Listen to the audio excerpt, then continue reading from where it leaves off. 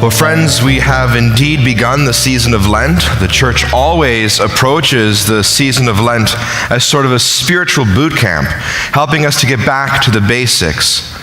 So basically, Spirituality 101 is this: there is a God, and it's not you. A firm grasp of this simple, single fact will get you a long way in the right direction. There is a God, and it's not you. All of us need reminding of that from time to time. I know I do. The reality is that God is God precisely because he is completely self-sufficient. He doesn't need anything. He doesn't. You do. We all have needs we have to attend to if we're going to survive, much less thrive. Our whole being, by its very nature, is this vast collection of neediness, simple and complex, easily attainable, or completely out of our reach. We've all got needs. We're needy. Just think about the needs that you have. You have all of your physical needs, most basically oxygen, nutrition, and hydration. You need air to breathe. You need food, and you need water. Beyond that, you need sleep and shelter and warmth. And that's abundantly clear this time of the year. Sometimes you need medical treatment too. And on top of that, you need money to pay for and purchase all of your needs. And then there are your emotional and mental health needs too. You have a need to be understood, a need for acceptance and encouragement. You need self-confidence and self-esteem. You have a need for meaning and purpose. You need to laugh. And sometimes you need to cry too. You have a need for work, and you need to rest. A need for discipline and guidance, a need for silence and solitude, as well as friendship and fellowship. And on top of those needs, you have spiritual needs. You need faith, and you need hope. Everybody needs that. God has created us with needs, and then he passes on to us the responsibility of tending to those needs. And think about this. Acknowledging and caring for your needs outweighs every other responsibility you have. Now, on the surface, that might sound selfish, but it's not. It's common sense.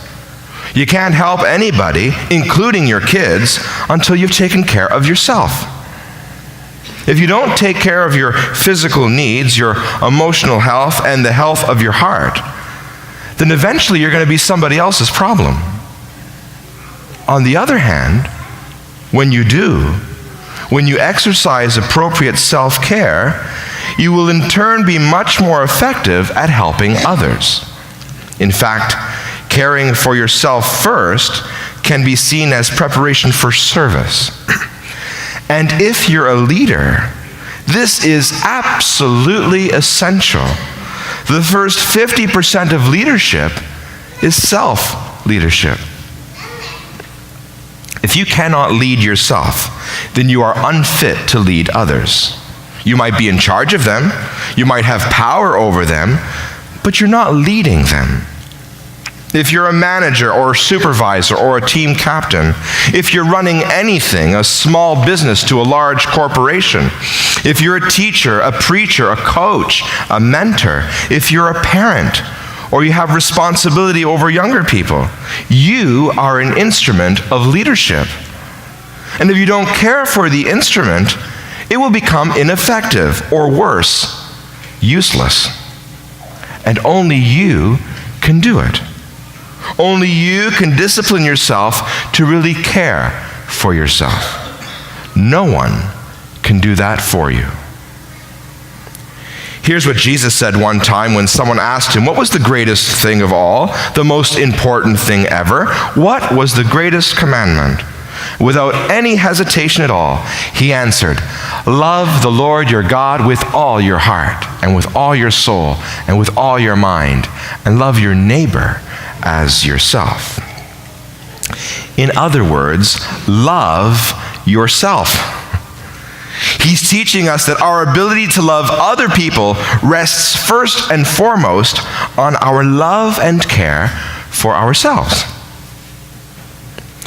Now, perhaps we don't go around denying all of that, at least at an intellectual level, but at a practical level, sometimes we do. I mean, haven't you had times in your heart of hearts you know you needed a break, but you didn't take one? You know you needed help, but you did not reach out and ask for it. You know you were sick, but you didn't go to the doctor. It wasn't until the pain of the problem got so great that you finally did something, when you finally cared for yourself. Someone once said, when the pain of where you're at is greater than the pain of moving forward, you'll move. When we deny even a single one of our legitimate needs, we are not moving in the direction of health. We're actually moving away from it. So we're taking this season of Lent to take a closer look at just how needy we are and how to best meet those needs, and as a result, how to be healthier. We can learn about that as we can learn about everything we need to know in life from Jesus, because he faced the very same needs and temptations that we all do. Mark tells us about that from the very beginning of his gospel. He wrote, "The Spirit drove Jesus out into the desert, and he remained in the desert 40 days, tempted by Satan. He was among the wild beasts, and the angels ministered to him." Now, Matthew and Luke tell us this story too, but they fill in the details, especially when it comes to those temptations. Matthew writes, after fasting 40 days and nights, he was hungry. The tempter came to him and said, "If you are the Son of God, command these stones to become loaves of bread." Jesus, like all of us, experienced hunger. He had a legitimate need for food. The temptation of Satan was to meet that need, but in an illegitimate way. That's the first temptation for us too, when it comes to our neediness, to meet a legitimate need in an illegitimate way. Now, we will be tempted from time to time to do something we know is wrong in order to meet a real and honest need. For example, we all have a legitimate need to work and earn a living. Perhaps you're out of work and you desperately need a job to pay your bills and to feed your family, and so you lie on your resume. That is meeting a legitimate need in an illegitimate way. And that's our first temptation. Matthew tells us about a second temptation based on another need. Then the devil took him to the holy city and set him on the pinnacle of the temple and said to him, "If you are the Son of God, throw yourself down, for it is written, he will give his angels charge of you." He'll give his angels charge of you. So the temptation from Satan was for him to win over the people of Jerusalem in one magnificent and miraculous display, to go where everybody could see him and to pull off this incredible stunt. But the real temptation for Jesus was to take a shortcut, to choose the easy way out. The temptation was to avoid the misery and the sacrifice of the cross and go to the glory instead. To just skip over Good Friday and jump right to Easter. Well, that's the same temptation we face when it comes to our neediness. Meeting a legitimate need through a shortcut. So this is basically when you feel hungry and you just grab a bag of chips. But it can work itself out in more complicated ways in our lives too. For example, this is the woman who stays with a guy that isn't good for her, who has proven he's not interested in a long-term relationship. But she stays with him anyway, because it's a shadow of her need for intimacy. This is like the family that definitely needs a rest and a break from their insane schedule. So they go on vacation and maintain an even crazier schedule. And when they come back from their vacation, they need a vacation from the vacation. This is the guy who has a hurt on his heart. But instead of doing the hard work of seeking healing and help, he takes it out on other people instead. The second temptation when it comes to our neediness is to jump to the easy solutions and to take the shortcuts. Matthew tells us about a third temptation that Jesus faced, and we all face it too. Then the devil took him to a very high mountain and showed him all the kingdoms of the world and their magnificence, and said to him, "All these I shall give you if you will prostrate before me." Sneaky. So Jesus came to establish authority over all of the kingdoms of the world, to reclaim the authority that our first parents gave away in the Garden of Eden. The devil, Satan, tells Jesus that he can have it all. He can have everything that he came to accomplish in an instant if he will just bow down and do one thing: worship him. In other words, if he will treat Satan like God. Now that sounds like a pretty alarming proposition, but it's actually something we do too. And we do it all the time. The third temptation when it comes to our neediness is meeting a legitimate need by worshiping it.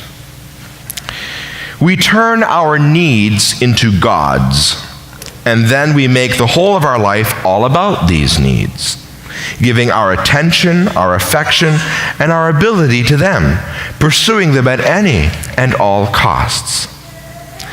It's like taking that one single special someone and giving to him the whole of your heart and expecting in return everything, the fulfillment of all your wishes and desires in a scenario that is destined to disappoint.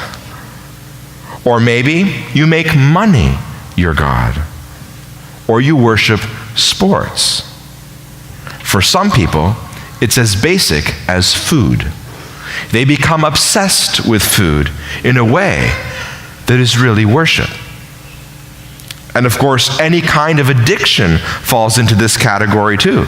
Whether it's alcohol, drugs, porn, gambling, you name it. It can become a form of worship.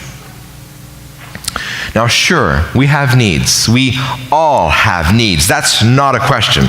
The question is, what do we do with them?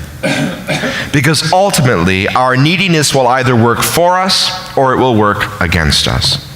It will lead us into greater mental health, physical and relational health, or it will create disorder and disease in these areas.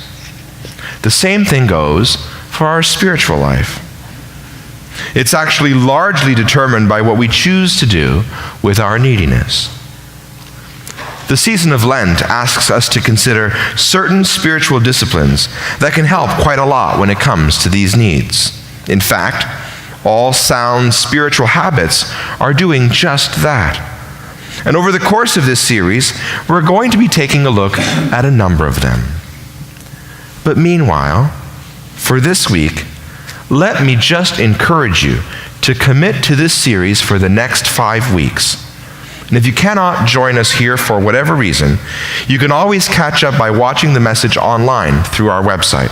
Just click on Message Series. But don't stop there.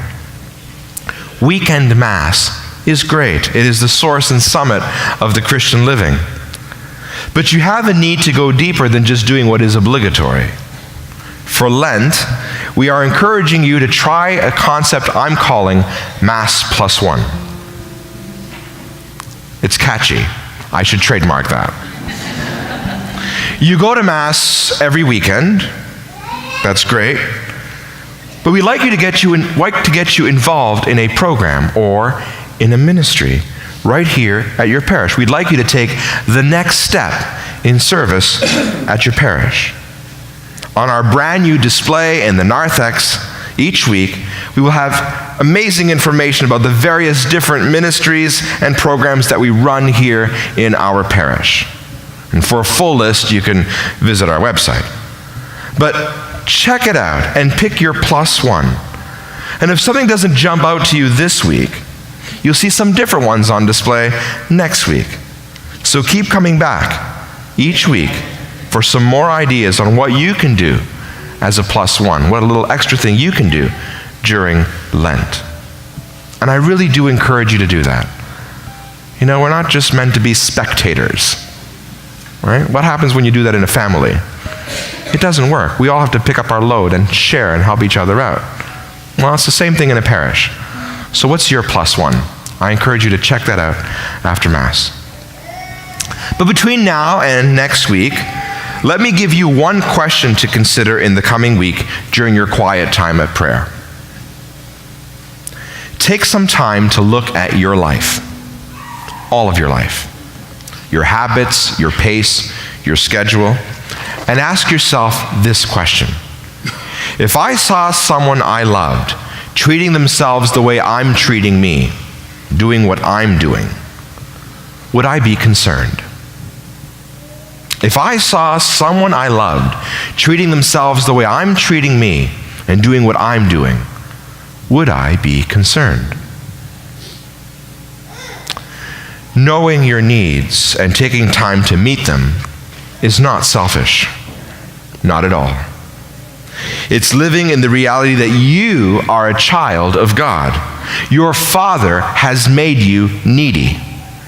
He made you needy to help you learn that sooner or later you need Him.